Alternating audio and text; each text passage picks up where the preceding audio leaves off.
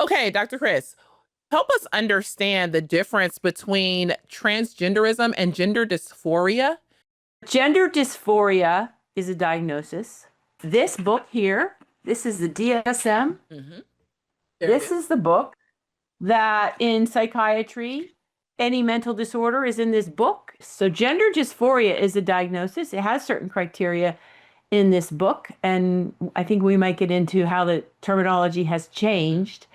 But basically, gender dysphoria is when a person feels incongruence or dysphoria between, I'm going to call it their birth sex, how they were born. They feel differently. They feel like a different a different gender, different sex. So that's gender dysphoria. Now, transgenderism is more an umbrella term. It's actually, you could think of it more as an ideology, but often people will use the word transgender to refer to themselves. They're transgender. They feel that they're a different gender than what they were born as. They may not have gender dysphoria, but they're presenting themselves as a different gender. So gender dysphoria is the definition. Transgender is a broader term that people use for many different reasons. We often think of it as an ideology, but they are a little bit different. Well, so you would say that someone who identifies as transgender may not actually have gender dysphoria? That is true. Yes. Wow. Can you help me understand, like, how would that sit? Because I've always seen it as like, well, if this person is transgender, then they must be experiencing gender dysphoria. Well, I think in the general use, we often think of them as correlating and being the same. And so in many cases they are. But for example, so gender dysphoria is that incongruence between your birth sex and your experienced sex for 6 months. And it's distressing. And then there are some other criteria that you must meet some of, such as wanting to be the other sex, wanting to have a body of the other sex, things like that. That's gender dysphoria, but you may have a young person who finds out that, oh, it's really actually pretty cool to be transgender. So I think I'm going to do that. I get you. Where they didn't necessarily have all those criteria of gender dysphoria. Mm-hmm. Now, certainly there are plenty of people who would call themselves transgender who do have experienced gender dysphoria. When you are looking in the DSM, and you see gender dysphoria, is gender dysphoria a term that you see as changing or having evolved, like since the DSM like 3 or something like that? Or do you think that it's been pretty congruent throughout the entire conversation of gender dysphoria, and as people, continue to seem to come out as gender dysphoric more and more? Yes, that's a good question because the terminology has changed. 30 years ago, this was very rare. 20 years ago, any term related to this wasn't even in the DSM until 1980. And the term was transsexualism. And then in 1994, the DSM called it gender identity disorder. And then that was changed in 2013 to gender dysphoria. Now, when you go from gender identity disorder to gender dysphoria, you're dropping the word disorder. We're trying to normalize it and say this isn't really a disorder. Of course, it's in a book of psychiatric disorders. In addition to that gender dysphoria name, they changed some other terminology. For example, instead of desired gender, they changed it to experienced gender. Oh, wow. Instead of natal female or natal male, how you were born, it was assigned male or assigned female at birth. Instead of saying you were born a female, they're saying you were assigned the gender female at birth. Now, I take issue with that as an obstetrician because I have delivered thousands of babies. I have never assigned a sex. I announce it, I identify it. It's a boy. I'm not assigning anything. It's pretty obvious to everyone in the room what the baby is. But they are now calling that, and you will see that in the literature, in medical papers, assigned male at birth, assigned female at birth. But so that's some of the other terminology that's changed. But get back to your original question. Yes, the term has changed from transsexualism to gender identity disorder to gender dysphoria.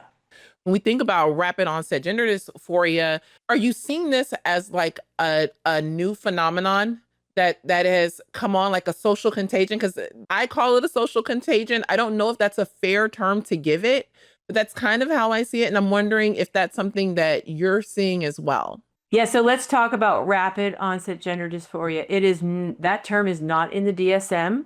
Many people don't like the term. The people who are in the transgender community or promoting that kind of work many of them would take issue with that term. Now, that term was recently coined. A physician did a study. She actually interviewed parents of kids who were coming out as transgender, and she noticed this phenomenon that this was a different group of kids. So let me backtrack a minute. If you go historically 20 years ago, this was very rare.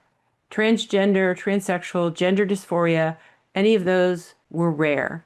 It was usually seen in two distinct groups of people. The first group was young boys, like toddlers, 3 and 4 years old, who exhibited gender atypical behavior. What I mean by gender atypical behavior is maybe they liked pink, they liked to play with dolls, they maybe were kind of feminine.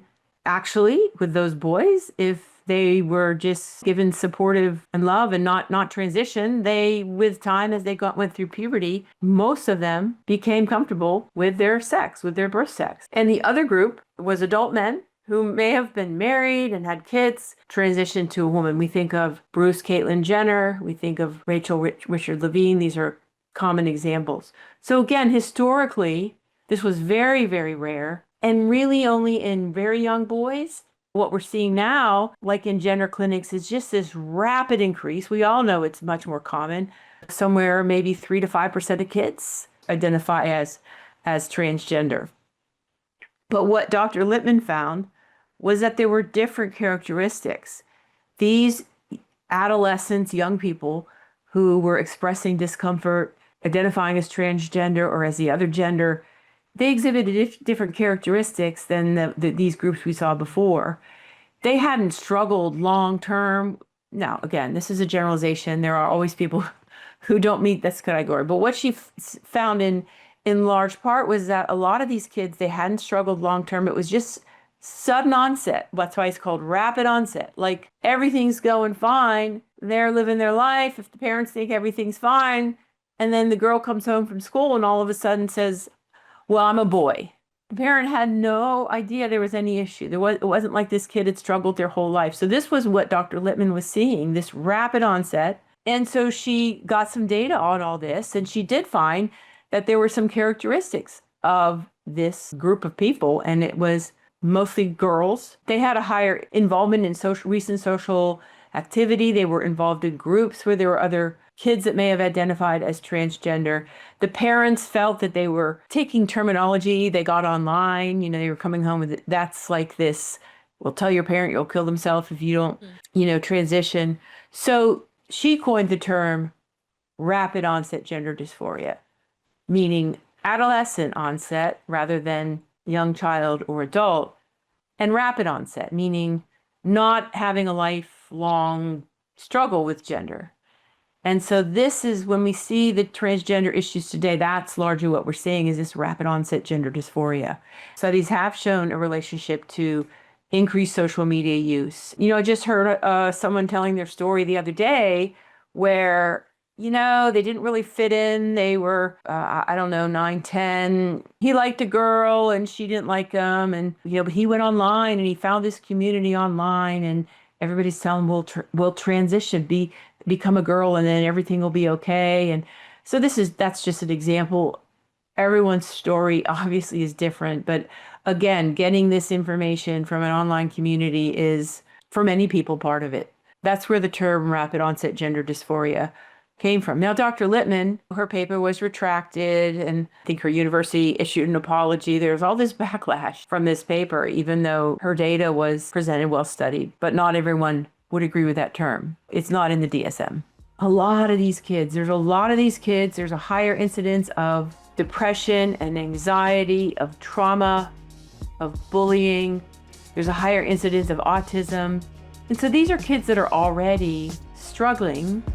And sometimes they're under the impression that if they transition, things will be better. And many of them find out that it doesn't solve everything.